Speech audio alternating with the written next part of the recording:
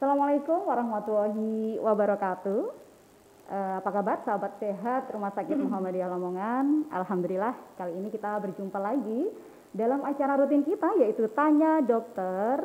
Dan tema kita kali ini adalah tema yang lagi viral nih, yaitu tentang panic buying di era pandemi COVID-19. Ya, bersama kita telah hadir seorang narasumber. Beliau adalah seorang dokter spesialis gizi klinis di Rumah Sakit Muhammadiyah Lamongan, yaitu Dr. Dewi Masita. Baik, kita sapa dulu narasumber kita. Assalamualaikum dokter. Waalaikumsalam. Alhamdulillah dokter, apa kabarnya ini hari ini? Baik. Alhamdulillah, sehat ya dokter? Insya Allah sehat. Alhamdulillah. Baik dokter, ini satu tema yang cukup menarik dokter yang diberikan kepada kita untuk pagi hari ini ya, untuk pemirsa Instagram semuanya. Jadi seperti kita ketahui dokter, bahwa akhir-akhir ini terjadi panic buying. Yang saya ketahui sih ada satu produk susu dan itu menjadikan masyarakat seolah-olah panik. Kemudian terjadi aksi borong di beberapa toko, di supermarket, sampai terjadi kelangkaan ya. Bahkan saya lihat itu ada postingan harga yang mencapai 50.000 dok per satu kalengnya lah, sampai sebegitunya nih dokter lah. Ini kita butuh informasi nih dokter, apakah memang benar isu yang berkembang selama ini bahwa susu ini mengandung sesuatu yang memang bisa membuat penderita COVID itu menjadi lebih baik atau bisa disembuhkan nih dokternya. Mungkin yang pertama ini dulu ya dokter, saya bertanya dulu tentang selain susu sebenarnya apa saja sih dokter yang selama ini di era pandemi ini yang membuat orang-orang menjadi panik buying nih dokter. Monggo dokter Dewi. Ya, terima kasih Mbak Tita. Jadi kalau kita flashback selama pandemi yang sudah lebih dari 1 tahun ini ya, itu ada beberapa yang menjadi panik buying. Nggak cuman dari nutrisi aja, dari bahan pokok yang dulu awal-awal lockdown itu. Iya betul dokter. Ya, nah kemudian kalau dari nutrisinya itu waktu awal-awal Mbak Tita masih ingat dengan kayak jahe, kemudian iya, serai. betul. Itu Nah, harganya itu sampai melambung juga iya, itu dok. Padahal itu bumbu-bumbu dapur yang biasanya murah harganya. Iya. Banyak banget masyarakat Iya. yang memborong. Nah, karena jadi gini, kalau saya amati ini tuh kan era digital, jadi era online, apalagi seperti Instagram ini. Iya, Jadi betul, kalau dokter. misalkan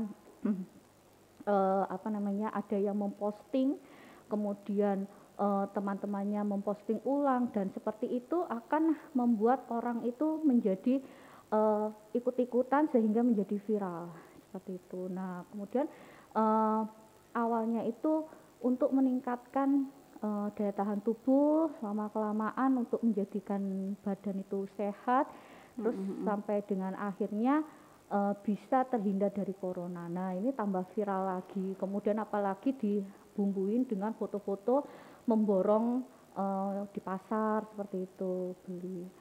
Kemudian lanjut lagi, ingat dengan boomingnya pembelian imbos. Iya betul dokter. Nah, yaitu itu juga seperti itu. Kemudian yang sekarang ini adalah susu dengan gambar beruang seperti itu. Entah awalnya itu seperti apa, tapi memang sebelum pandemi ini susu tersebut itu banyak juga penggemarnya gitu. Entah karena rasanya, kalau dari saya sendiri sih rasa ya sama ya, setiap susu itu punya karakter sendiri rasanya gitu.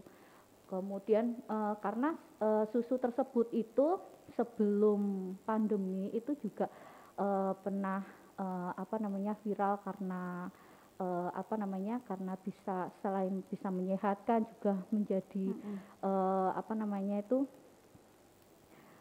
alasan, entah waktu itu lupa saya alasan apa gitu. Ini yang kedua viralnya susu beruang. Oh berarti sudah pernah terjadi dulu ya Iya, dokter? Iya. Kira-kira Saya disengaja baca-baca. atau enggak ya dokter? Kira-kira ada oknum yang memang sengaja membuat ini viral atau bagaimana ya dok ini? Nah itu. Padahal belum diketahui ya, mungkin belum ada penelitian Iya. atau terbukti seperti itu ya dokter. Iya. Iya, Tapi iya, iya. alhamdulillahnya itu Mbak Tita, kalau saya mengikuti apa namanya di googling, kemudian di Instagram banyak konten-konten itu sekarang ini kan apa masyarakat yang milenial yang muda-muda itu Iya, apa namanya antusias untuk belajarnya itu kan tinggi sehingga betul. banyak sekali yang mencari tahu kebenarannya seperti itu sehingga apa namanya sudah ada bantuan untuk edukasinya seperti itu. Oke, oke dokter. Nah, sebenarnya nih dokter ya, kalau kita ingat waktu awal pandemi dulu deh, sebenarnya kita sudah berkali-kali nih terjadi panik buying ya. Saya masih ingat betul waktu awal-awal pandemi dulu itu masker itu menjadi barang yang langka. Iya, Ya. betul. Kita nyari susah, harganya juga naik sampai 3 kali lipat, 4 kali lipat. Kemudian hand sanitizer itu diborong semua ya, sampai Iya. saya ingat pasti ada satu merek sabun juga waktu itu. Iya, betul. Itu diborong semua sama masyarakat ya. Dan kali ini terjadi lagi nih dokter ya. Sepertinya perlu diluruskan nih dokter ya. Iya. Sebenarnya ada kandungan apa sih dok di susu tersebut sehingga ini menjadi apa ya, sesuatu yang menjadi daya tarik bagi orang-orang untuk menjadi aksi memborong atau panik buying seperti itu dokter. Iya. Kalau untuk yang susu ini ya, susu ini itu yang menjadi viral itu, yang menjadi panik buying itu sebetulnya kalau saya amati ini bukan karena kandungannya, tapi karena pesan-pesan dari mulut ke mulut, dari konten ke konten itu. Sehingga apalagi dibubuin Mbak Tita tahu sendiri kan ada videonya, kemudian ada pesannya untuk apa namanya terhindar dari corona. Nah, seperti itu. Itulah yang menjadi orang itu antusias untuk panik buying seperti itu, untuk cepat-cepat membeli, penasaran. Padahal mereka sendiri tuh sering juga itu tidak tahu komposisinya apa, kelebihannya dibandingkan susu yang lain apa. Nah, di sini Mbak Tita saya sengaja membeli, bahkan tadi malam waktu saya beli itu juga sama kasirnya itu biar nggak terhindar corona ya Bu. Mungkin nggak tahu dengan dokter. Saya diam aja. Seperti itu. Nah ini apa? Ini bukan acara ini bukan karena bukan ingin menjatuhkan atau apa namanya merek tersebut, tapi kita lebih mengedukasi masyarakat. Sebelumnya Mbak, ini terkadang itu ada tersirat, ada sisi positifnya dari viralnya susu ini, karena semisal ada orang yang biasanya makan hanya nasi tahu tempe atau nasi ikannya sedikit aja, kadang nasi sama sayur aja, kemudian dengan adanya apa viral ini terus menjadi minum susu kan lumayan Mbak, jadi bergizi ya kan, seperti betul itu. Juga jadi ya, kita ambil hikmahnya. Tapi yang perlu kita luruskan tidak hanya susu ini saja, ada susu-susu lain seperti itu. Iya betul. Baik pemirsa yang mau gabung di Instagramnya Rumah Sakit Muhammadiyah Lamongan, silakan barangkali ada pertanyaan, mumpung ada narasumber yang sudah expert di bidangnya ya, seorang dokter ahli gizi, Dokter Dewi yang sudah berkenan hadir bersama kita. Silakan bertanya. Jadi saat ini kita ketahui banyak sekali penderita dokter ya, ada yang dirawat di rumah sakit, ada juga yang isman di rumah. Nah, ini khususnya bagi yang isman di rumah, yang lagi isman di rumah nih, boleh nih tanya-tanya nih ke Dokter Dewi ya. Silakan chat saja langsung di Instagramnya Rumah Sakit Muhammadiyah Lamongan.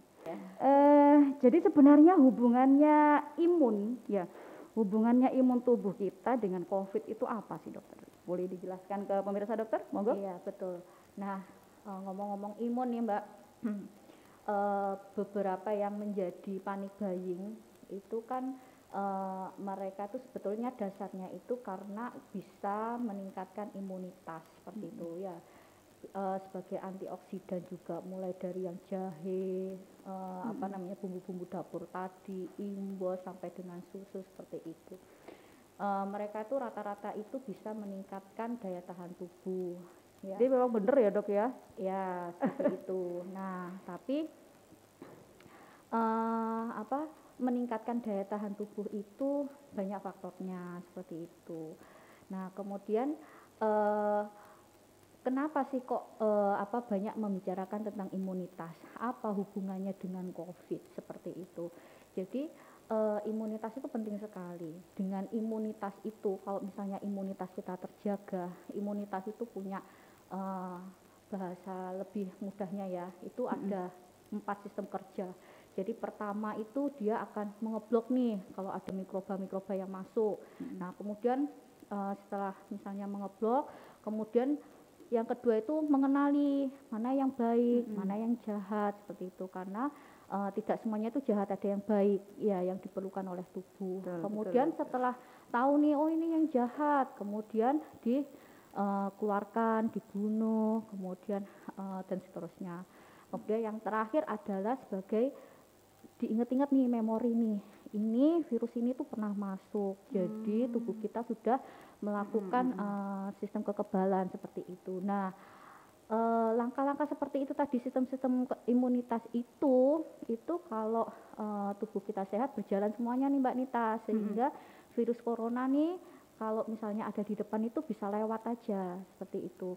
Nah, tapi kalau misalkan kekebalan tubuh kita tuh turun, nah iya. sehingga kita bisa terserang infeksi corona ini tadi. Nah, kemudian gimana? Makanya banyak sekali yang ini apa namanya, yang berusaha untuk meningkatkan imunitas. Nah, imunitas itu dipengaruhi oleh banyak sekali faktornya itu. Betul sekali dokter ya. Nah, di depan saya ini sudah ada sekian banyak susu nih dokter. Iya.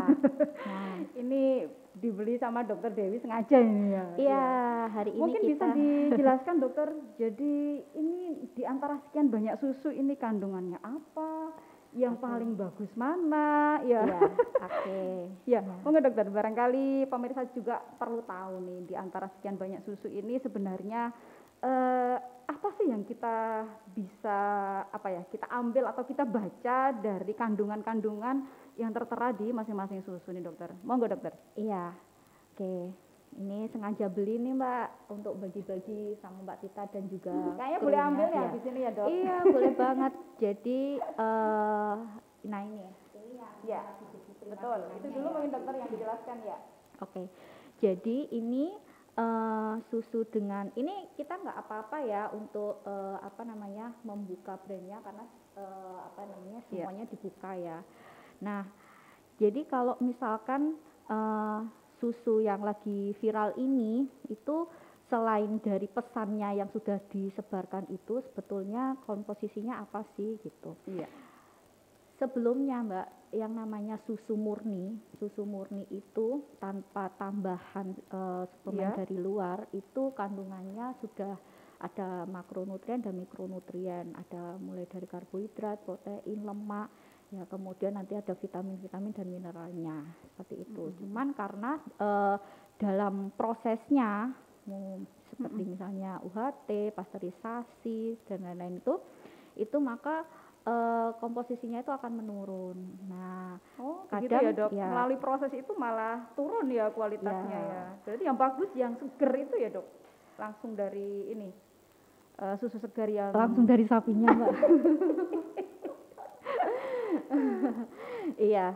Nah, terus yang membedakan dengan susu-susu yang lain itu berlomba-lomba untuk menciptakan yang terbaik dengan cara menambahkan tambahan seperti vitamin, mungkin baik makronutrien atau mikronutriennya, atau bahkan rasanya seperti itu. Nah, itulah yang akan membedakan antara susunya seperti itu. Nah, sekarang ini susu yang lagi viral nih Mbak. Jadi kalau kita mau tanya nih, susu apa yang paling bagus? Nah, saya sering nih pasien-pasien tanya, saya harus pilih susu apa? Yang paling bagus apa? Belum tentu susu yang mahal itu adalah susu yang paling bagus. Nah, kalau ditanya susu yang paling bagus seperti apa, itu adalah tergantung dari kebutuhan kita. Jadi balik lagi seperti acara-acara saya sebelumnya, saya selalu menekankan untuk menghitung kebutuhan kalori kita. Nah, ini dokter susah ini kayaknya Nah, dokter iya. kalau bukan ahlinya. Misal ya Mbak, misalkan Iya. apa namanya, kebutuhannya adalah 2000 kalori per hari. Nah, nanti dibagi lagi menjadi 3 makanan utama, 2 kali snack. Nah, ketemulah snacknya tadi misalkan sekitar 150 kalori. Nah, nanti jadi situ kita bisa, kalau snack kita tidak boleh lebih dari 150 kalori. Jadi pilihlah susu, misalkan snacknya itu berupa susu. Iya. Pilihlah susu yang tidak lebih dari 150 kalori. Itu hal yang sederhana. Tapi misalnya dalam snack itu Mbak Tita, saya mau makan buah, kemudian ada sedikit roti sama susu. Berarti susunya juga lebih kecil lagi. Nah, itu. Gitu Jadi ya dok ya. ya itu screening awal, screening yang paling mudah seperti itu dalam pemilihan susu. Kemudian nanti bergeser lagi pada protein. Nah, misalkan saya ini lagi mau daftar menjadi apa namanya, tentara misalkan. Saya butuh suplemen yang berotot. Nah, bisa dipilih susu-susu yang proteinnya tinggi seperti itu. Tapi ya balik lagi harus tahu dulu kebutuhan protein per hari. Iya, Ya, betul. setelah dipotong dengan protein yang dari lauknya itu, Iya. dari nasi juga ada proteinnya Mbak. Seperti itu. Nah, nanti sisanya dari ini dari susunya ini. Kalau misalnya menggunakan susu. Kalau misalnya saya snacknya nggak susu, ya nggak apa-apa Mbak Tita. Jadi tidak harus susu. Jadi yang dulu itu 4 sehat 5 sempurna, makanan, kemudian baru sehat belum sempurna kalau belum ada plus susu. Nah, itu sudah ditinggalkan. Karena Iya, apa? betul. Karena selain di dunia ini nggak ada yang sempurna, jadi adanya adalah yang seimbang. Betul sekali Jadi dokter. susu pun itu kalau misalkan buat yang alergi susu atau memang tidak suka susu, jadinya kan nggak pernah mencapai sempurna, kan kasihan Iya, kalau dok. diklaim seperti itu. Nah, makanya dirubahlah menjadi gizi seimbang. Karena untuk melengkapi gizi itu tidak hanya susu. Nah, Oke dokter. ini jadi setelah tahu itu semua, begitu kita mau mencari susu, langsung kita lihat pada informasi nilai gizi. Oh, Nih, berarti di kotak, belakang ya dok? Semuanya Oh iya. ada. Semuanya pasti ada ya dok, setiap Pasti produk ya? ada, iya gitu. Nah, kemudian nanti kalau sudah dilihat nih Mbak, nanti di sini ada takaran saji. Nah, karena takaran saji ini kebetulan ini namanya satu saji. Yang dipegang Mbak Tita itu juga satu saji. Ada yang tidak satu saji, seperti ini, susu kental manis seperti ini. Ini bisa sampai 10 sajian. Oh, Nah, berarti bisa dibuat sampai 10 kali gitu dok penyajian ya? Iya, betul. Jadi hati-hati misalkan sebanyak ini energinya 120, wah saya bisa makan segini nih. Ternyata ini hanya satu. Jadi kalau misalnya ini dihabiskan nih sama Mbak Tita nih lagi lapar-laparnya, ya 120 dikali 10 Kali 10 gitu, ya 1.200 nggak makan nasi kalori. dong dok. Cukup itu aja satu kaleng. Betul. Iya, Kalau iya. susu seperti ini mudah, ini rata-rata satu sajian. Satu saji. Yang paling tertipu Iya. itu snack-snack nih Mbak. Kayak misalnya kacang atau Iya, ciki-ciki betul. gitu ya. Nah, kemudian setelah kita tahu ini satu sajian, kemudian kita lihat nih energinya di 120 seperti yang tadi saya bilang, kebutuhannya apa, berapa gitu ya. Atau misalnya Mbak Tita nih mau pergi nih Mbak, pergi nggak sempet buat sarapan, kan ada kan ya momen-momen seperti itu. Nah, kalau makan kan sekitar 450 kalori. Nah, saya mau makan snack sama susu, berarti saya pilihlah susu yang kalorinya lebih besar lagi seperti itu. Iya, gitu. Nah, ternyata di sini di susu ini kandungannya ada lemak, protein, karbohidrat, dia juga ada vitaminnya, mikronutriennya, ada vitamin A, C, B, kemudian D, kemudian E. Nah, itu. Berarti ada yang ada kandungan vitaminnya, ada yang tanpa vitamin ya dok? Biasanya itu, kalau ditampilkan seperti ini mereka ada tambahan dari luar. Betul. Ini juga sekilas banyak vitamin-vitamin dokter ya. Ini Berarti mohon memang ditambahkan dari luar ya? betul. Mohon maaf, ini di antara susu banyak ini, Ya. kalori yang paling besar itu yang itu. Yang kalorinya paling besar? Ya, itu sekitar 260 kalori. Ah, Kalau ini 120 kalori. ya. Ada Kemudian- pengaruh nggak dok? Ini namanya fresh milk, kemudian kalorinya besar seperti Iya. itu. Ada pengaruh nggak Jadi dok? yang namanya proses itu macam-macam. Ada yang dari pasteurisasi, UHT, ya, dan lain-lain. Itu bedanya adalah waktu di pemanasannya. Nah, pemanasannya bedanya itu antara 2 detik, 5 detik, ya seperti itu. Suhunya juga beda-beda. Tapi sebetulnya itu tidak terlalu signifikan. Gitu. Iya, dokter. Jadi sudah dijelaskan oleh beberapa ahlinya itu prosesnya itu tidak terlalu signifikan. Tidak terlalu Iya, signifikan berpengaruh. apalagi ada sudah banyak ada tambahan-tambahan seperti itu. Iya. Gitu. Jadi untuk pesan semuanya, jadi belajarlah untuk membaca informasi nilai gizi. Betul sekali. Seperti itu. Baik dokter, ini kayaknya sudah ada yang mulai bertanya nih dokter dari sahabat sehat semuanya. Dokter izin bertanya, asupan tambahan yang dokter rekomendasikan selain vitamin untuk meningkatkan daya tahan tubuh apa saja ya dok? Ini dari Budi nih dokter. Ya. Oke. Mau dokter? Iya, dijawab Iya. dulu. Jadi untuk meningkatkan daya tahan tubuh, yang pertama adalah jelas jadi kalorinya harus cukup, gizinya harus seimbang. Itu Kalori cukup, Iya, gizinya betul. seimbang. Betul. Kayaknya nanti perlu dibuat contoh nih dokter. Ya, Iya. lanjut dulu dokter ya. ya. Jadi dua itu yang harus Iya. dipegang. Jadi kalau misalnya untuk kalorinya cukup, taunya bagaimana? Yang paling mudah adalah badannya langsing. Ya. Kalau misalkan kegemukan atau overweight, nah itu kan ada kelebihan kalori. Sehingga walaupun dalam rangka meningkatkan daya tahan tubuh tidak dibenarkan untuk makan yang banyak seperti itu, gitu ya. Jadi tetap dihitung kebutuhan kalorinya. Kemudian kalau yang kurus juga gitu, ada peningkatan yang lebih lagi, betul. Tapi yang paling bagus ya tetap dilakukan pengukuran. Jadi harus badan. dikenali dulu nih. Iya. Tubuh kita ini seperti Iya, apa ya dok? Kategori iya. apa?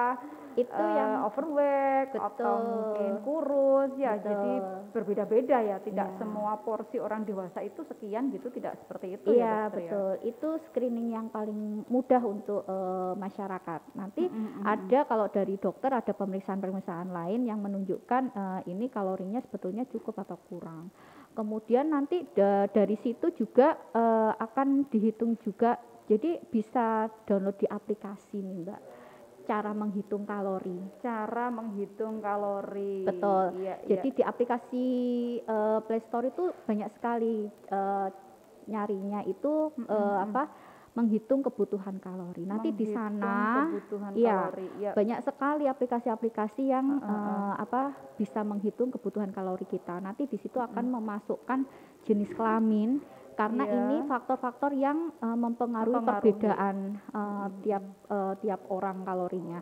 Jenis kelamin, usia, kemudian aktivitasnya nih Mbak. Nanti misalkan ditambahkan 1,3 atau 1,2 seperti itu. Itu berdasarkan dari aktivitas masing-masing. Misalkan ada yang nggak suka olahraga, nggak pernah olahraga, atau aktivitasnya sangat tinggi seperti itu.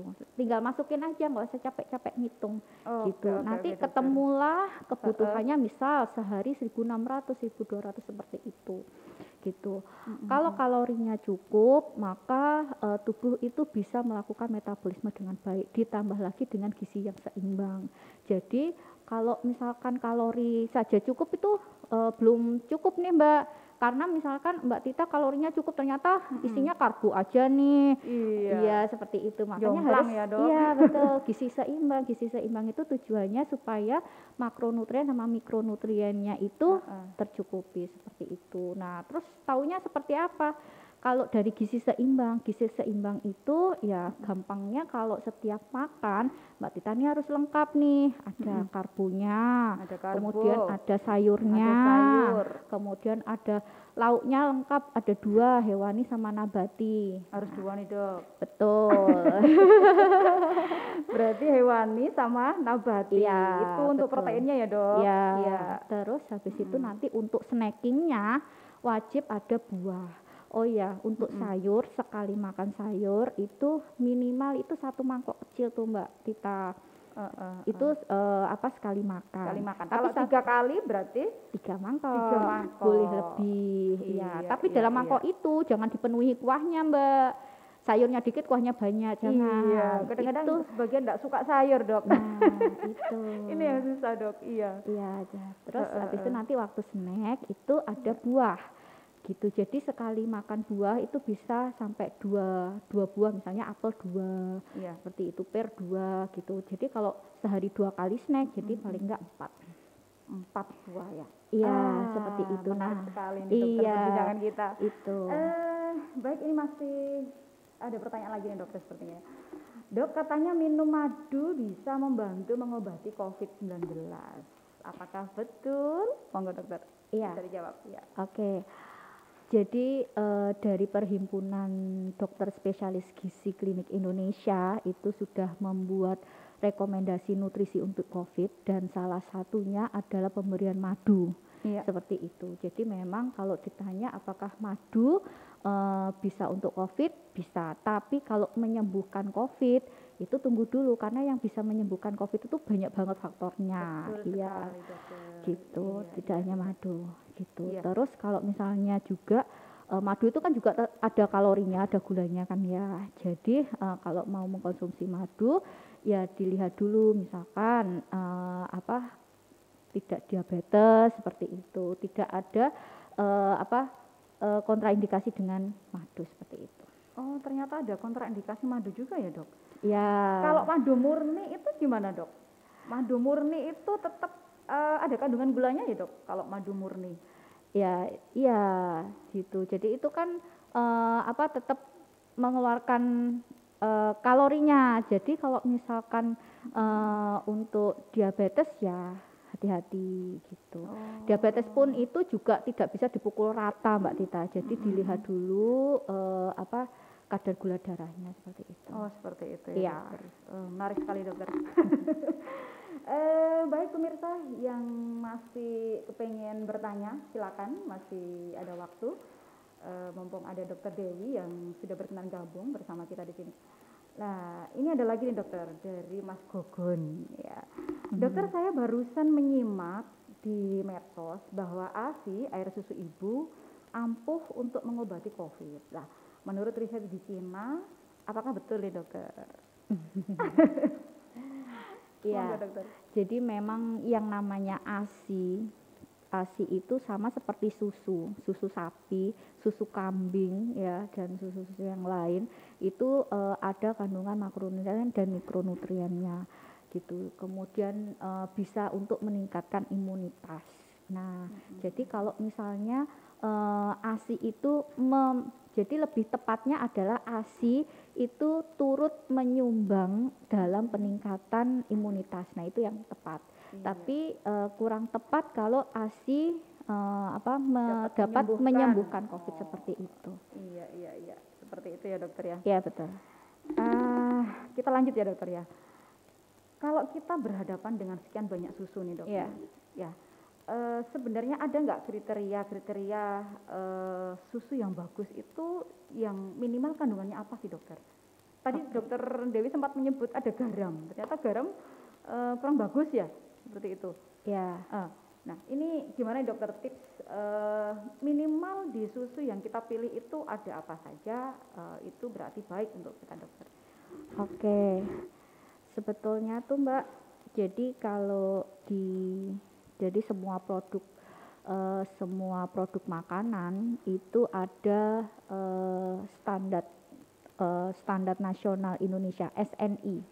Jadi ya, jadi kalau dalam mengkonsumsi semua bahan makanan itu pilihlah yang ber-SNI karena itu sudah melewati dari Betul sekali, dokter. pemeriksaan ya, Iya, iya. pemeriksaan standar makanan seperti itu. Susu juga itu ada.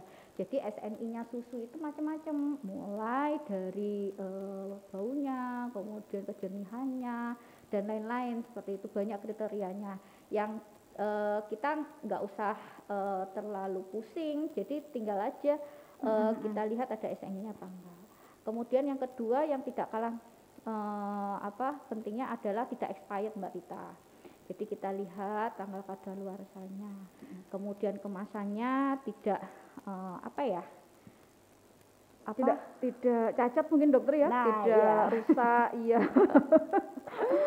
seperti itu ya, gitu. Iya. Bagus. Nah, terus habis itu nanti selanjutnya yaitu tadi kalau untuk natriumnya ini rata-rata semuanya ini mengandung natrium Mbak Tita. Jadi kita nggak usah khawatir ya. Makanya kan di sini tuh ada prosentasenya. Kayak Iya. misalnya ini nih, sari kacang hijau, ini natriumnya adalah 4%. Nah, kita langsung aja Mbak baca prosentasenya 4%. 4% dari apa? 4% dari angka kecukupan gizi. Jadi rata-rata itu kebutuhannya adalah 2150 kalori seperti itu. Nah, makanya kalau misalkan kita makan itu kan juga sudah ada garamnya nih, termasuk kecap nih, itu juga kan ada natriumnya. Nah, untuk membatasinya gampang aja. Kalau makan itu jangan sampai terlalu asin, pokoknya berasa enak ya sudah. Gitu ya, Seperti Dok, itu ya. ya. Itu untuk masakan. Kemudian nanti kalau misalnya lauk, misalnya goreng tempe atau tahu, itu nggak usah ditambahin garam. Oh, gitu. gitu ya, Dok? Ya, karena kita kan sudah menggunakan garam pada masakan. Gitu. Oh, Kemudian iya, dokter. betul. Terus habis itu sambal misalkan ya udah sambal sama misalnya bawang aja, nggak usah ditambahin garam. Waduh, berarti saya selama ini ternyata Iya. banyak yang salah nih, dokter. Betul. Setiap kali saya masak, goreng ya kasih garam, bikin sambal kasih iya. garam, bikin sayur kasih garam. Berarti over nih dokter natriumnya ya, dokter ya. Apalagi nanti Mbak Tita minum minuman yang kemasan seperti ini. Iya, dokter. Seperti itu. Ini juga ada natriumnya juga ya, dokter. Iya, semuanya ini rata-rata ada Mbak kayak gitu. Tapi rata-rata 1-2% sih Mbak. Seperti itu. Kayak minuman teh kemasan itu juga ada. Iya. Berarti ini tips ya pemirsa. Jadi untuk memudahkan kita dalam memilih susu yang baik, cek standar nasional Indonesia. Ya. Selain itu juga tanggal expired wajib kita cek ya, jangan sampai kita minum susu malah keracunan nih, dokter. Iya. Mungkin Terus, itu ini kalau yang mudah ya, dokter, untuk nggak suka susu misalkan bisa diganti dengan kacang hijau seperti itu. Iya, dok. Untuk sebagian orang ini kan kadang-kadang ada yang tidak suka susu, dok. Betul. Ya. Termasuk saya, dok. Saya hampir tidak pernah minum susu, kecuali dalam es krim. Es krim kan memang ada kandungan susu, itu baru mau. Apakah memang harus nih, dokter, minum susu terutama di era-era seperti ini nih untuk bisa mensupport atau meningkatkan imun kita? Bagaimana, dokter? Ya, jawabannya adalah tidak harus Mbak Tita. Tidak harus, alhamdulillah, dok. Iya, lega ya Mbak ya. Lega, karena saya hampir tidak pernah minum susu. Ya, jadi kuncinya pertama balik lagi kebutuhan kalorinya. Betul. Kalau misalkan tanpa susu kalorinya Mbak Tita itu sudah tercukupi, ya sudah nggak masalah gitu. Terus mikronutriennya bagaimana? Kan kadang orang minum susu itu karena ingin tambahan vitamin yang kurang dari makanan. Nah, makanya penggantinya adalah makanan kita itu harus gizi seimbang gitu. Jadi nggak bisa misalkan nggak minum vitamin, nggak minum susu, terus makannya juga asal-asalan. Nah, itu pasti gizinya akan kurang. Kalau gizinya kurang, hati-hati di era pandemi ini imunitas kita turun. Seperti itu. Betul sekali, dokter. Baik pemirsa, masih ada yang bertanya lagi mungkin, silakan. Iya, sepertinya masih ada nih, dokter. Karena memang topik kita menarik, dok, kali ini, dok ya.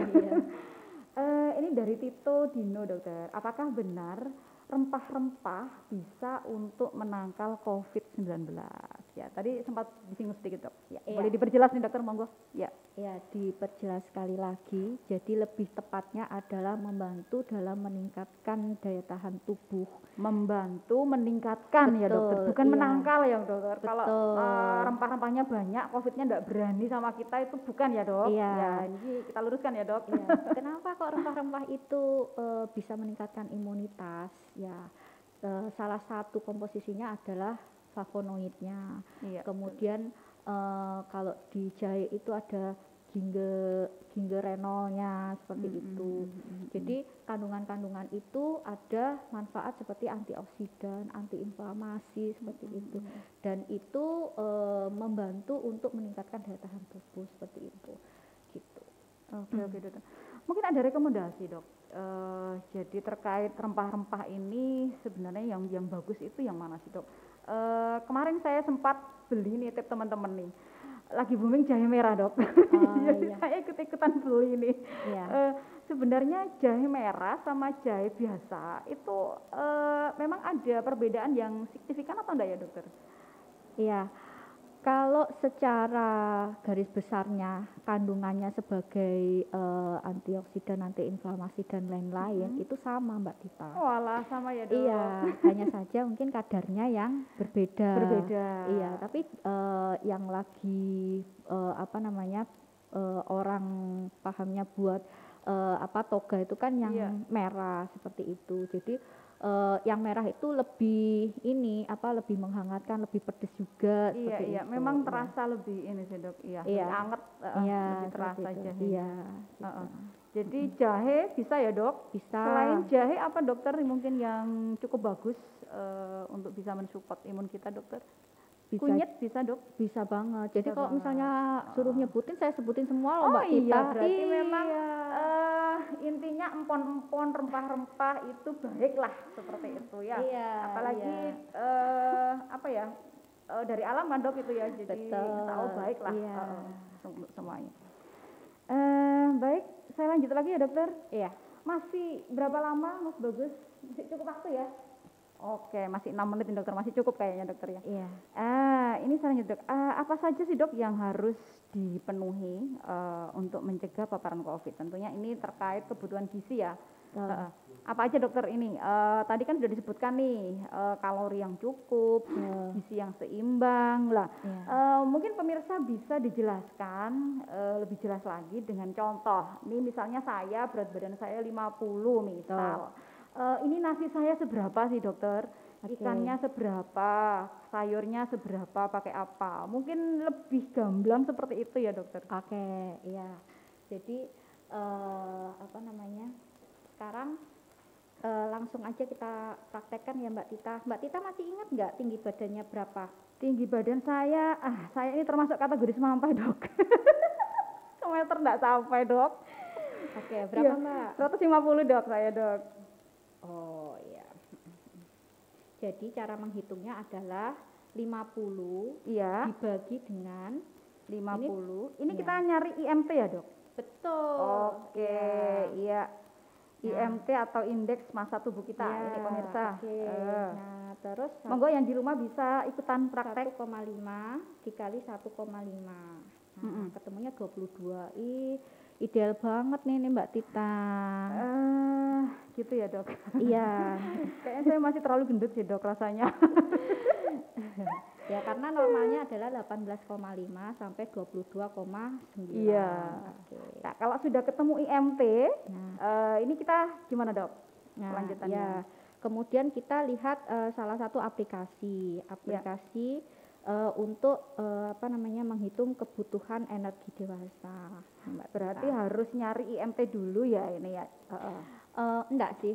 Enggak. IMT itu maksudnya dalam masuk ke aplikasi ini nggak harus lihat IMT. Nggak harus ya, dok? Ya, IMT tadi itu untuk mengetahui Mbak Tita ini berat badannya ini gimana, kurang, kurus atau normal atau kelebihan. Oh, gitu. begitu. Ya, dokter. Kemudian dari aplikasi ini, aplikasinya tadi boleh diulang, dokter? aplikasinya menghitung kebutuhan kalori bebas, nanti di sana Play ada. Store ya dok? Ya, Wah, betul. kayaknya saya perlu download nih dok. Ya, nah kemudian dihitung nih. Mbak Tita ini biasanya sukanya aktivitasnya apa nih Mbak? Sedang ya, kan saya lihat Mbak Tita ini nih aktivitasnya di rumah sakit tinggi nih. Nah, ternyata Iya. kebutuhannya Mbak Tita itu bisa sampai 1.900 kalori. 1.900 kalori. Betul, iya. Ya, Nah, berarti terus ini dalam sehari ya dok? ya 1.900 kalori. Ya. Betul. Nah, Mm-mm. terus nanti dibagi menjadi 5 dibagi kali 5. makan. Ya, Oh, 5 3 kali kali itu. makan besar, 3 2 kali kali makan. snack. Makan besarnya sekitar 25%. Nah, nanti Ya. kita hitung nih Mbak, 25% dari 1.900. Nah, ketemunya sekitar 475. Ini Mbak Tita makannya sekitar 475 kalori sekali makan nih Mbak. Sekali makan 475 kalori. Betul. Ya. Terus untuk snacknya Memang harus snack ya dok? Harus ada selingan snack di antara waktu kita makan ya dok? Nah, iya. Kenapa snack itu disarankan untuk ada? Karena snack itu melengkapi kekurangan waktu kita makan. Misal, makan kita kalorinya sudah tepat nih 475 kalori Iya. gitu. Tapi ternyata itu hanya kalori saja Mbak Tita. Untuk proteinnya ternyata kurang. Nah, karena ada kalanya kan kalau yang namanya makan itu kan kadang lengkap, kadang enggak seperti Iya. itu. Nah, nanti misalkan tadi itu kalori saya kurang 90 kalori, sekitar 100 kalori, proteinnya masih kurang banyak nih. Nah, itu bisa ditambahkan waktu di snack. Di snack. Ya, misalkan carilah minum susu tadi seperti itu, atau kacang hijau seperti itu. Kalau gitu. gorengan boleh nggak dok? Karena rata-rata orang Lamongan nih dok ya, snack itu kayaknya paling banyak kita jumpai itu gorengan. Iya. Gimana nih dokter? Gimana ya Mbak Tita? Kok nggak enak gitu jawabannya dok? Karena sebetulnya tuh Mbak Tita sudah tahu jawabannya. Nah ini kan ini kan ke pemirsa dok. Iya, Iya, betul. iya. Ya memang hidup itu pilihan ya Mbak Tita. Iya. Jadi kalau misalkan kita sudah berkomitmen untuk melakukan healthy food pilihan kita, Iya. ya berarti kita harus meninggalkan seperti itu. Iya. Gorengan itu. Ya ini dicatat ya pemirsa yang masih hobi makan gorengan. Barangkali kalau nggak bisa meninggalkan sama sekali mulai dikurangi ya dok ya. Gorengan. Berarti Jadi yang baik ini apa dok? Kalau snack yang baik ini berarti apa? kalau ditanya Susu? yang paling baik adalah yang pasti harus ada buah. Buah ini berarti Iya, dok, ya. iya Kayaknya ada harus buah. beralih nih Iya. kebiasaannya. Buah itu kan kalorinya sedikit, Iya, tapi betul, mikronutriennya yang ya cukup ya. Nah, itu nanti kita makanya bisa susu atau kacang hijau, kemudian nanti bisa agar-agar gitu, Iya, atau iya. puding dan segala macam seperti itu. Betul sekali ya dokter. Monggo pemirsa tanya dokter, barangkali masih ada yang perlu ditanyakan atau mungkin ada yang mau sharing, kami silakan chat melalui Instagram Rumah Sakit Muhammadiyah Lamongan karena ada dokter Dewi yang masih setia menemani kita. Kita lanjut ya dokter sambil nunggu pemirsa yang mau gabung. Nah ini sebenarnya saat ini kita semua tahu dok, jadi rumah sakit pada penuh ya, sampai ruang isolasi juga sudah tidak muat ya. IGD juga sebagian besar rumah sakit sudah mulai tutup ya karena sudah tidak mampu menampung pasien-pasien COVID. Sehingga sebagian besar di masyarakat ini mau tidak mau harus isman di rumah dok. Ya, jadi nutrisi yang baik untuk mungkin pemirsa yang lagi isman di rumah ini seperti apa dok?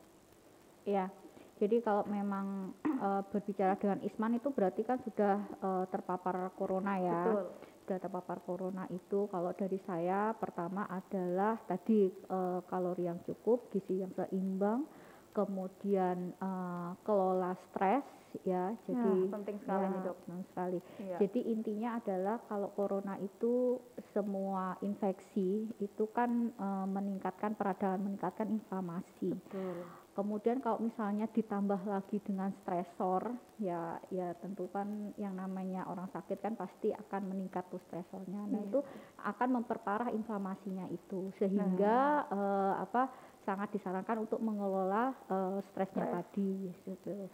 Kemudian apabila tanpa gejala misalkan itu bisa berjemur, kemudian bisa olahraga, olahraganya tidak harus keluar rumah, bisa di dalam rumah gitu ya, selama 30 menit setiap hari, seperti itu. 30 menit ya, Dok? Ya. Itu minimal ya, Dok, 30 menit? Minimal, ya. Tentunya tidak ada komorbid, ya, tidak ada keluhan misalnya seperti sesak dan lain-lain, dada berdebar, keringatan yang berlebih seperti itu. Nah, kemudian istirahat yang cukup seperti itu.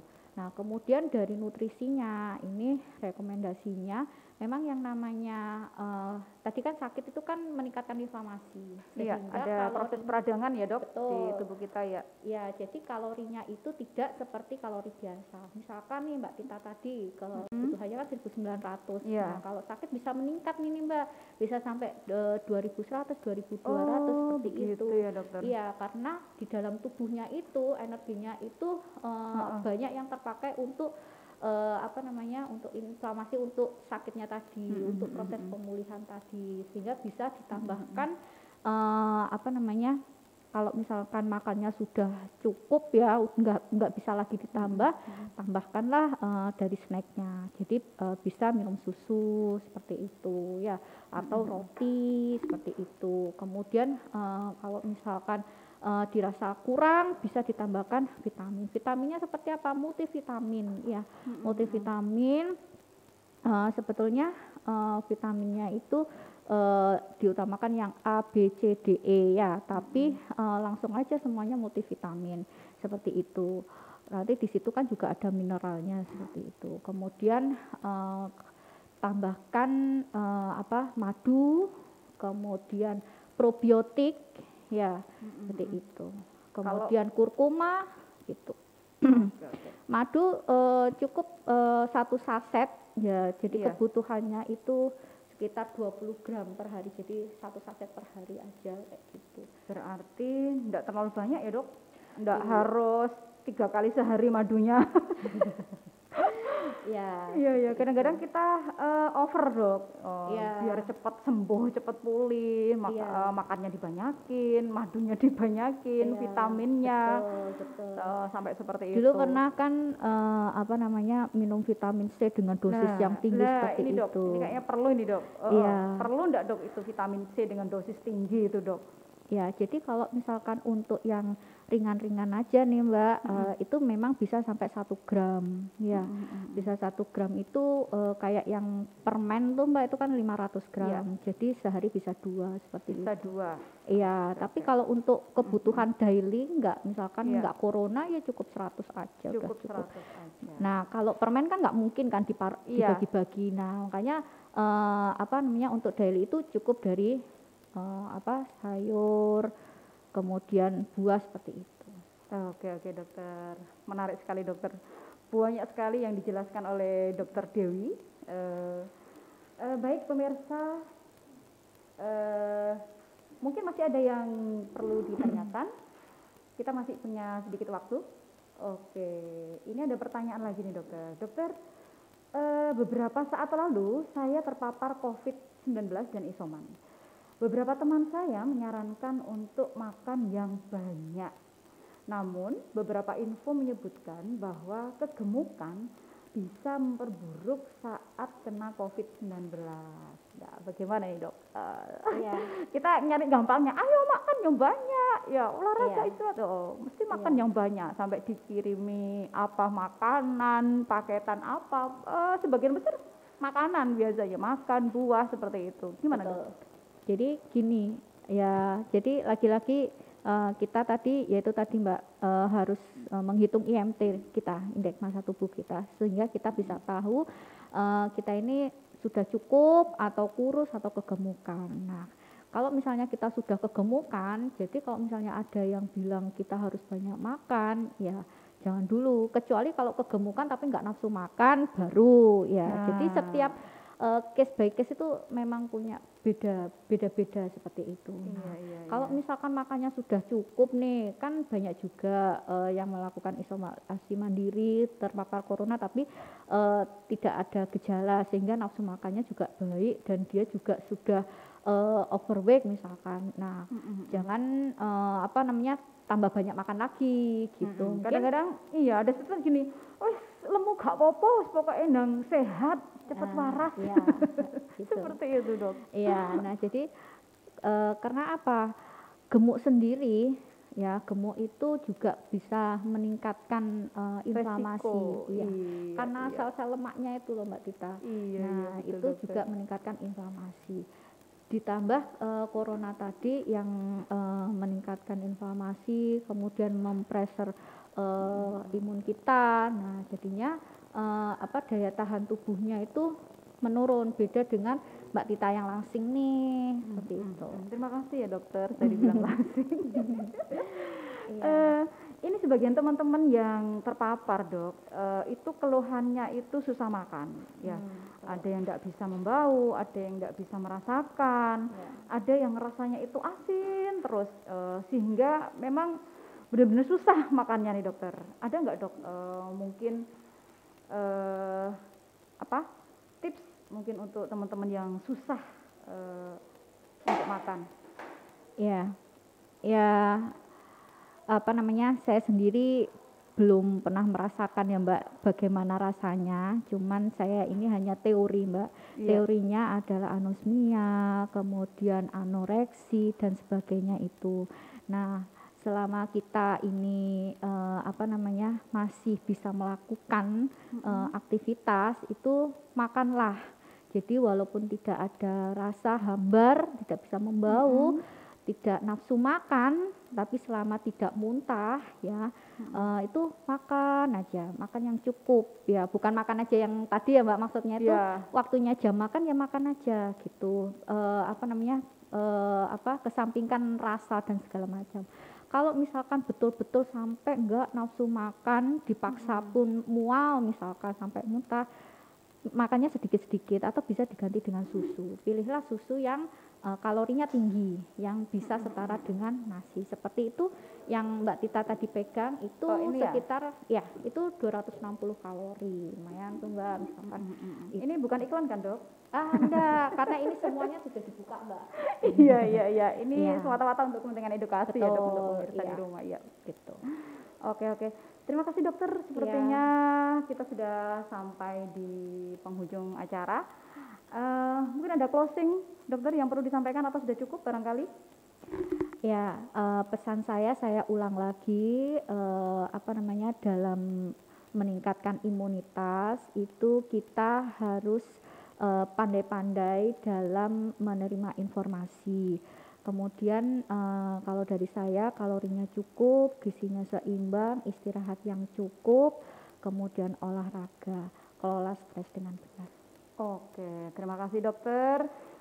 Baik pemirsa semuanya, jangan lupa untuk follow akun resmi RSML baik di Instagram, Facebook maupun YouTube dengan cara @rsmlamongan. Terima kasih banyak dokter sudah menyempatkan waktu untuk berbincang-bincang pada pagi hingga siang hari ini. Selamat menjalankan aktivitas kembali. Mudah-mudahan kita semua senantiasa dalam keadaan sehat ya dok, sehingga kita tetap bisa memberikan pelayanan kepada pasien-pasien kita di RSML. Baik pemirsa, usai sudah perjumpaan kita pada siang hari ini. Saya Tita Sa'diah, mohon maaf apabila dalam penyampaian di awal hingga akhir ada kekurangan. Saya akhiri, billahi taufiq wal hidayah. Assalamualaikum warahmatullahi wabarakatuh.